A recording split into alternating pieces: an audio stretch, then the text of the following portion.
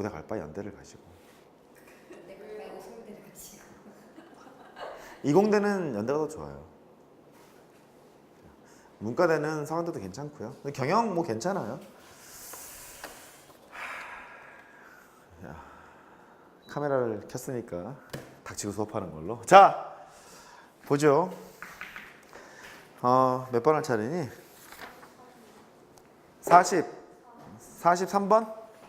그거 합시다. 43번.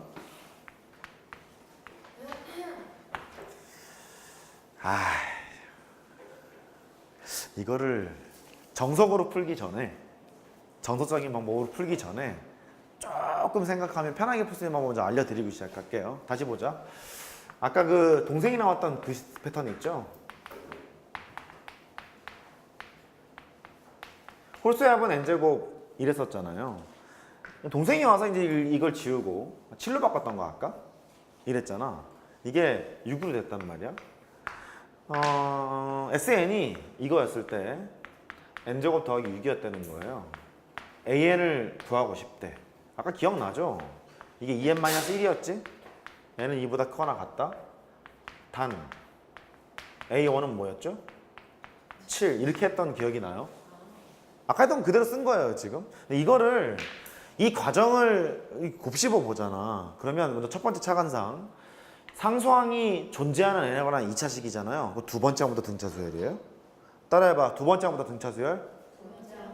이유는 아까처럼 풀면 그렇게 되기 때문인 거야. 두 번째 항부터 등차 수열이니까 원래 수열의 첫 번째 항을 지우기 직전 거 있죠. 직전 거는 이거였겠지. 그렇잖아요. 첫 번째 항을 지워서 7로 바꿨으니까 플러스 6 된 거 아니겠어요? 그러니까 원래 애초에 우리가 원했던 일반항을 구하려면 얘가 없다고 생각하세요. 이렇게.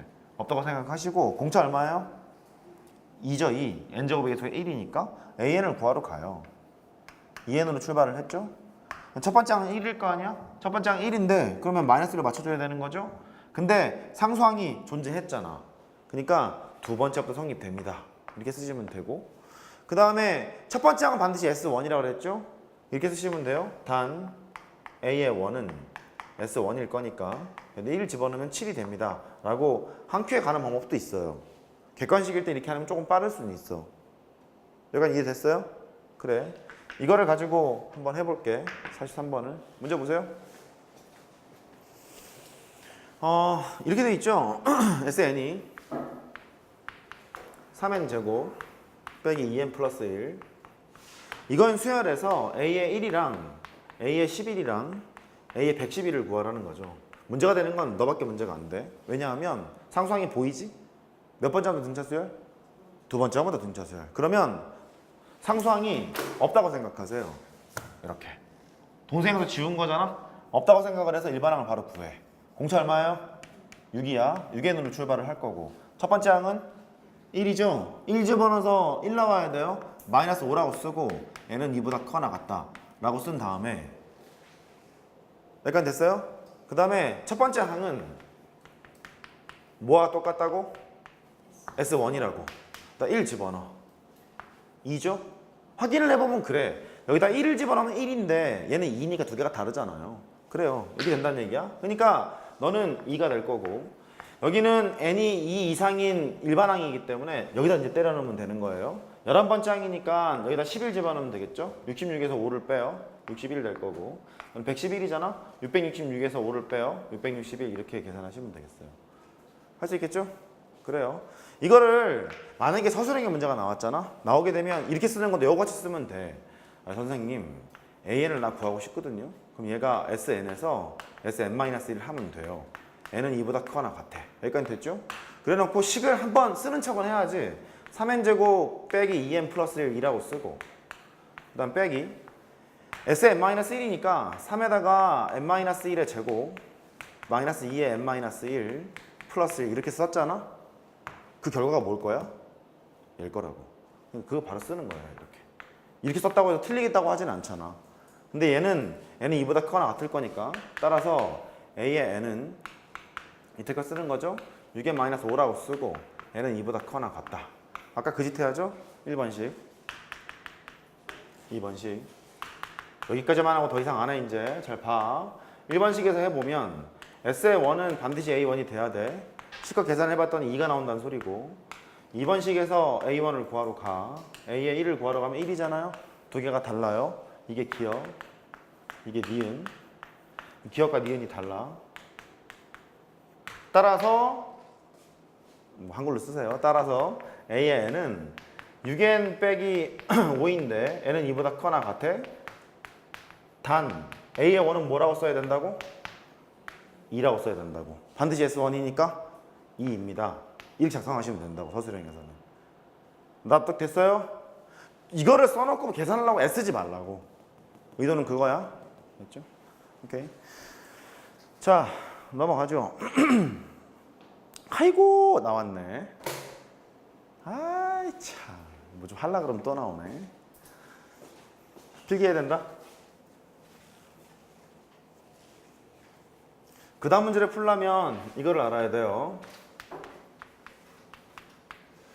등차 수열, 합의, 최대 최소.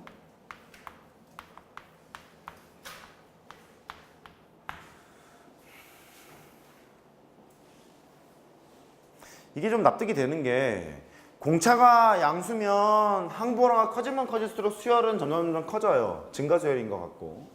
공차가 음수면 항보라가 커지면서 점점 작아지는 거니까 감소 수열 이제 그렇게 될 거거든요. 해서 묻는 패턴이 조금 정해져 있는 편이에요. 첫 번째, 지평선이 있어. 0을 기점으로 해서 첫 번째 항이 음수였대요. 음수였는데 계속 조금씩 공차가 더해진 거예요. 공차는 양수래요. 그러면 수열을 나열해 보면 이렇게 올라갈 걸? 괜찮으세요? 증가수열이었을 거라고. 써보면 첫 번째 항은 음수입니다. 공차는 양수입니다. 이렇게 됐죠?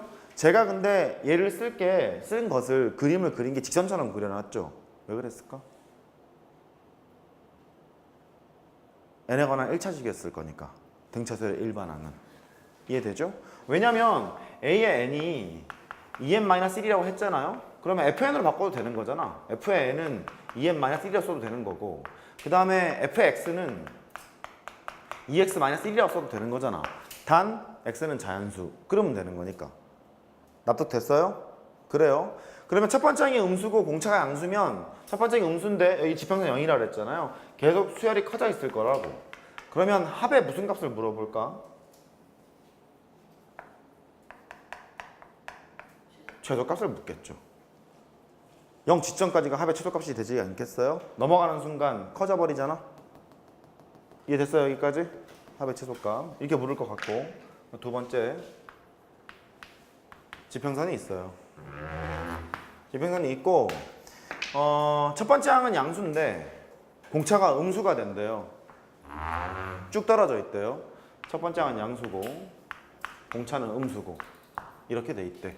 직선처럼 그린 이유는 설명드렸어요. 일반항이 n에 관한 1차식이다 보니까 직선처럼 그렸다. 그렇게 얘기했죠. 얘는 뭘 구할까? 합의 최대값. 그렇게 묻겠죠. 이렇게 물을 거거든. 그러니까 포인트는 그래요.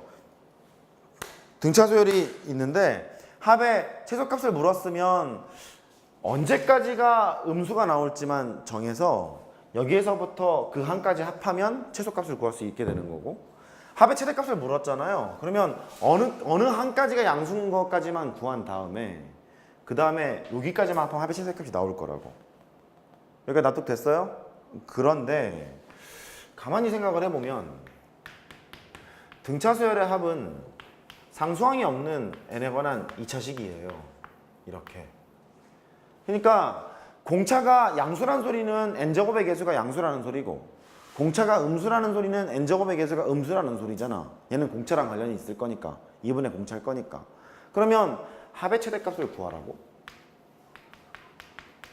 합의 최대값을 구하라는 소리는 아까 말씀드렸습니다만 어디 갔어? 공차가 음수죠? 공차가 음수일 거니까 그래프가 엎어져 있는 거와 마찬가지지? 그래서 이 지점에서 합의 최대값을 가질 수 있을 것 같아요. 2차 함수 해석하자는 소리야? 따라해봐. 2차 함수. 그래. 만약에 좀 더 봐야 돼. 합의 최소값을 물어봤잖아. 그러면 공차가 보시다시피 양수인 상황인 거잖아요. 공차가 양수라는 소리는 n제곱의 계속 양수였을 거란 말이에요. 그래서 이차함수랑 해석을 하러 갈 거야. 합의 최소값을 구하라 그러면 특별한 이변이 없는 한 여기서 아마 합의 최소값을 갖겠죠. 이렇게. 여기가 납득이 됐어요? 그런데 수열은 자연수를 정의하고라는 함수였기 때문에 들어가는 게 실수가 아니었을 수도 있어요.